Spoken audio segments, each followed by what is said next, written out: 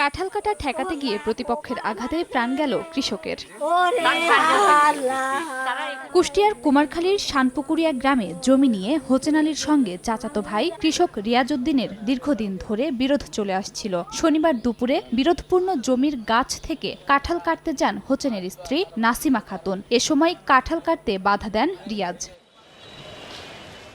এ নিয়ে কথা কাটাকাটির এক পর্যায়ে হোসেনের ছেলে সুমন ধারালো অস্ত্র দিয়ে রিয়াজকে কুপিয়ে জখম করে। গুরুতর অবস্থায় তাকে উদ্ধার করে কুষ্টিয়া জেনারেল হাসপাতালে নিলে মৃত ঘোষণা করেন চিকিৎসক। এই ঘটনায় আহত হয়েছেন আরো 2 জন। আমার দেবরের ওই মাথায় কোপ মারেছে, আমার হাজবেন্ডেরও মাথায় কোপ মারেছে, তিনি হাসপাতাল ভর্তি আছেন।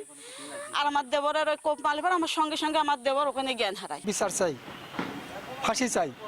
নগদের কাছে সব গ্রাহকই প্রিয়, তাই তো সারা দেশে ক্যাশ আউট চার্জ সবচেয়ে কম।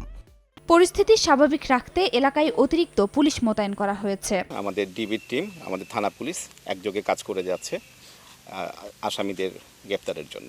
ঘটনার পর অভিযুক্ত সুমন ও তার পরিবারের সদস্যরা পলাতক রয়েছে। সময় সংবাদ, কুষ্টিয়া।